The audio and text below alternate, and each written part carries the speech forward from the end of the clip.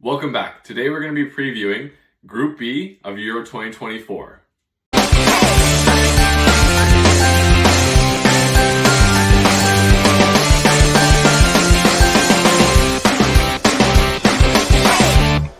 In Group B, we have Spain, Italy, Croatia, and Albania.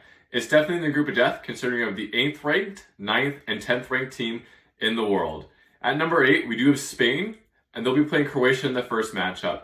This is a key matchup for them. They want to start the tournament strong because they have Italy right next, so again, another tough matchup. And their easy matchup comes at the end against Albania. Whereas Italy start off with Albania, they'll have a nice 3 points going into that Spain match. So the Spanish really need to start off strong against Croatia. They're managed by Fuente, and they'll be relying on youth players like Pedri, Nico Williams, and Yamal, the very, very, very youngster. But they'll also have like good squad rotation players, good deep players, good old generation players, and Rodri, Carvajal will be there. They'll have Raya there, who's kind of that in-between. And they'll have Unai Simon, who's again of the old guard. They should have a pretty decent tournament. A good tournament for the Spanish would be finishing top of the group. Second group would be okay considering it is the group of death, but they need to advance. Finishing third or fourth and risking it would not be worth it for them. I do see them trying to rally around their youth, play their youth players quite a bit actually, and try to build for future tournaments, but using this tournament as a stepping stone towards that. Will this pay off for them? I don't know, but they are the 8th ranked team in the world, so I do think they'll do pretty well in this tournament. Moving on, we can look at Italy. Who are the returning champions? Can they repeat? They've got a different team than they had last time. Last time it was a very focal pointed team with Immobile up top. He was such a threat going forward. He would score literally everything that came his way. And that was so important for them, is they had a real poacher in the box. So they could just kind of, do the Italian way, pass it around, dribble it, and then boom, they score, right?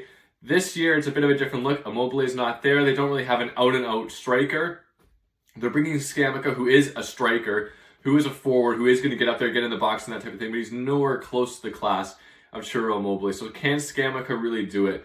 They'll be building around a strong spine from Barella in the midfield, and Chiesa up front will also offer a very dynamic forward who will be able to cut in, cut out, move the ball, dribble a bit, take on defenders. That'll be very important. And they're also bringing back their Euro-winning goalkeeper in Donnarumma.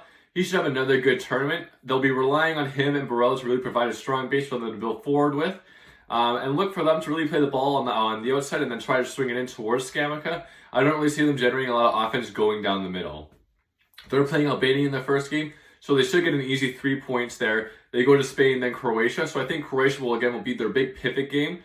Whatever happens with Spain, whether they draw or win, then obviously Croatia they don't need to worry about. But if they draw against the Spanish, they will have to beat the Croatians if they want to guarantee a first spot. A good tournament for them is getting first place in this group and then progressing in the knockout stages at least to the quarterfinals, hopefully past the quarterfinals, especially as the defending champions. If we move on and now look at Croatia, they're ranked 10th in the world. This is kind of the end of their golden generation.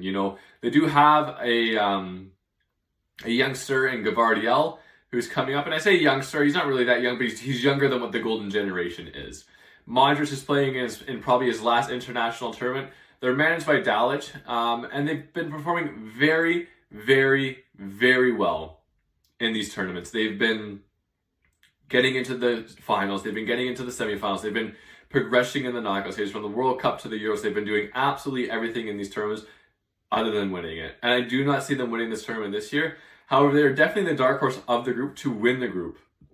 Croatia being ranked 10th in the world. Again, they're only 2 spots behind Spain.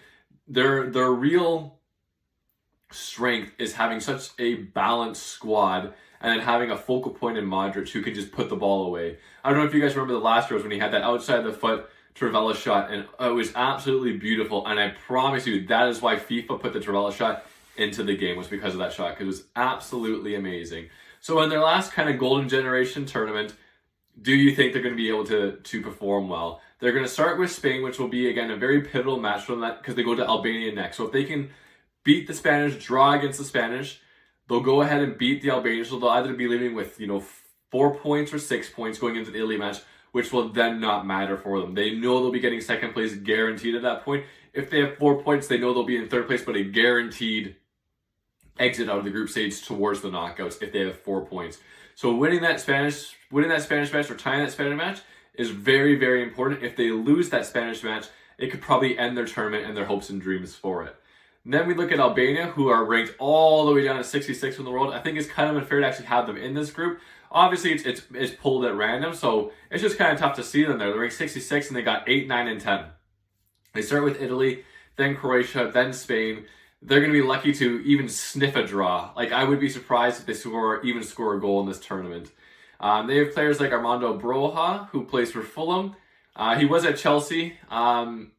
He's not the greatest, but again, he's got Premier League talent, so we'll see if he can do anything for them. He's their only hope to really score. And they've got Jaminski on the defense. He plays centre back, and he plays for Atalanta, who just won the Europa League.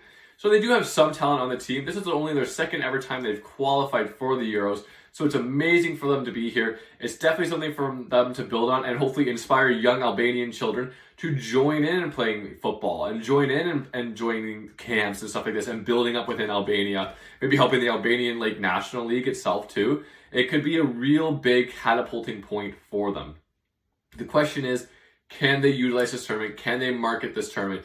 The goal for the Albanians is not to necessarily perform well at this tournament, but at least raise awareness and market the fact that, hey, we're in this great tournament, we're in this amazing European Championship. Why don't we try to inspire our youth to try to play more football going forward and allow them to grow the national team that way? So this could be a building stone for, again, future tournaments. It's not like the Spanish were kind of trying to build for maybe in the next 4 years or the next 6 years, but in the next 20 years, this tournament could be very important for the Albanians, and it could be very interesting for them. But my overall prediction for Group B is I'm going to have the Spanish winning it. I'm going to have Croatia finishing second. And I'm going to have Italy finishing third with Albania coming up in fourth. I think Italy are just biting off a little too much than they can chew. They're coming into this tournament with their key players like Chiesa, not really in that great of form. Barella is always going to be solid. But again, no Immobile, which again, obviously I know he's not making this tournament, but again, Scamacca's not really a good replacement for them. Like, where are their goals going to come from? They're going to come from build-up play. They're going to come from switching the ball, playing the ball, right? But if teams like Spain and Croatia can deny them the ball, I can't see them having a good counter-strike. You know, I don't know how good their defense is going to be. They obviously have Bastoni, who will be a rock solid for them, but this is why I do see them finishing third. And I do see Croatia with Luka Modric. I think he's going to go in, they're going to draw against the Spanish. They're going to beat the Albanians, and then they're going to go in and beat the Italians. So I have it going Spain, Croatia, Italy, and Albania. And something we did in the previous video, I picked my combined 11, where you can only take 3 players maximum from every team. So we're going to do this in this video again. Again, we're going to be using the 4-3-3 formation for this. And in net, we're starting off with Donnarumma. He won the Euros for Italy last year. Might as well have picked him in here. At right back, we have Carvajal. He's from Spain. At center back, we have Jaminski from Albania. We had to find a way to get Albanians into this one. Our other center back is Bastoni. And our left back is Gvardiol. He played left back for Manchester City, so that's why I have him in the spot. I think he'll play in center back or a center defensive mid role for Croatia in this tournament. Our holding midfielder will be Rodri of Spain, who's probably the best player currently in this group. We'll be following up with the center mid partnership of Barella and Luka Modric. Barella of Italy, Modric of Croatia, of course. A very, very, very strong midfield. I mean, if that midfield existed in anywhere in club football, that'd be the best midfield in the world.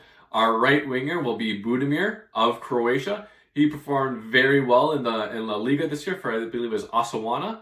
Our striker will be Armando Broja. Again, trying to find a way to get an Albanian into the squad. And our left winger will be the speedster Nico Williams, who, if the squad ever did play, would be the focal point of their offense, getting it out to him and then him whipping it in towards Budimir. And that's, I think, how they would play. But that's my combined 11 for Group B. Those are my predictions and my preview. Let me know if you liked it, and let me know if you want to see anything else like this in the future. Have a good one.